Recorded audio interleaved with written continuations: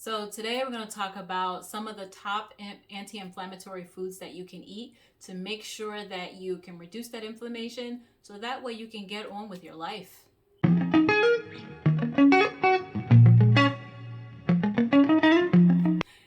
If you're new to my channel, my name is Wakia and I'm a health coach.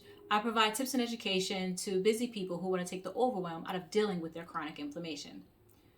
So let's jump right into it. So I'm going to give you each one and I'm going to give you the benefits of each. So number one, curcumin. Curcumin is my absolute favorite. It is my favorite for everything.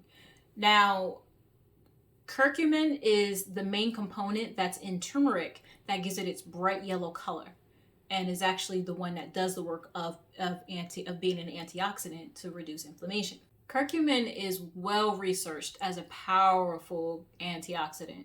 Now, the problem though is that curcumin, if you eat a turmeric, that's fine to get extra turmeric, but it takes a lot of turmeric in order to get the same amount that you would get if you were to extract the curcumin, which is the main component of turmeric, and take it in that extracted form. Now, of course, you need to be really careful if you're taking any type of, even if you're taking supplements, so checking with your doctor is going to be really important.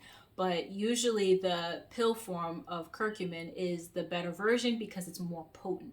Now, there's so many different versions out there, but the one that's going to have bioperine in it is going to go a long way to helping you absorb the curcumin.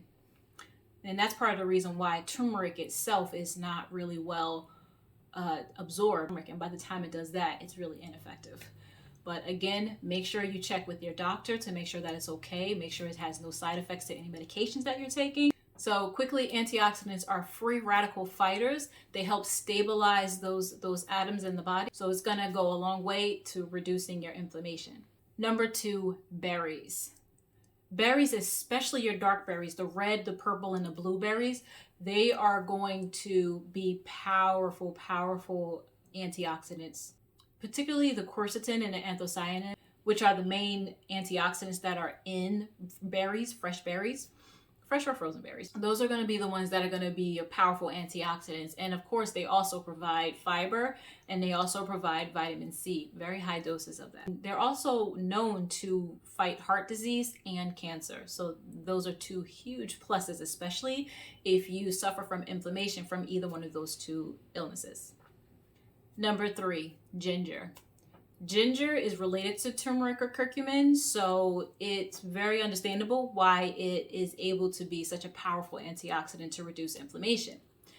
Ginger helps with so many different things, digestive issues like nausea. It helps with digestion, period.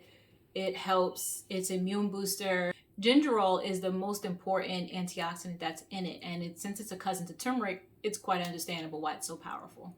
Number four, broccoli and other cruciferous vegetables. Those other cruciferous vegetables besides broccoli are like your cauliflower, your cabbage, your Brussels sprouts, and things like that. So all of those similar foods, they are very high in fiber, so they're excellent for bulking up the stool so that way you can flush out the toxins in your body.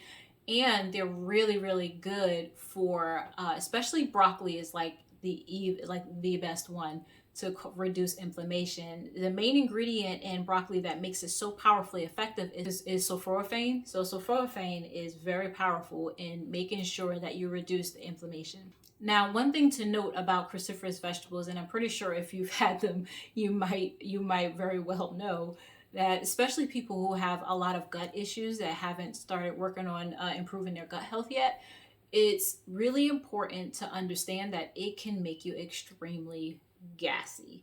So one way to reduce the gassiness is to make sure that they're well cooked. Instead of eating it raw like in a salad or just as it is with some dip, if you suffer from digestive issues, I would definitely make sure to cook it all the way so that it's well cooked, particularly if it's boiled or steamed is going to be the best way to have that. You can also put it in the oven and cook it that way, but again, the best way, especially if you have digestive issues, is to boil it. Number five. So number five is green tea. Green tea is just absolutely powerful. It has been used for so many thousands upon thousands upon thousands of years, and for good reason. It's the main thing in green tea that makes it so powerful are the polyphenols, and polyphenols are really important anti-inflammatory agents. So the main polyphenol that's in it is called EGCG. Now that is really important because it's really powerful for brain health, cancer risk, diabetes, obesity. It is a powerhouse, and it improves a lot of different illnesses and conditions, inflammatory, specifically very highly inflammatory things. Now, one thing I do want to note with green tea, if you have certain illnesses or diseases caused by high inflammation that are very specific, such as GERD, endometriosis, caffeine can actually have the opposite effect and cause inflammation and pain. So be really careful and make sure you get decaffeinated green tea, because that you'll still get all the benefits of green tea without the caffeine that can cause you several issues. And then also the most powerful green tea is going to be matcha tea, because it's literally the entire leaf crushed. So that's going to have the highest amount of polyphenols. But again, matcha tea is caffeinated. So if you have issues with caffeine, then do the decaffeinated green tea. But it will go a long way in reducing your inflammation. So don't skip this.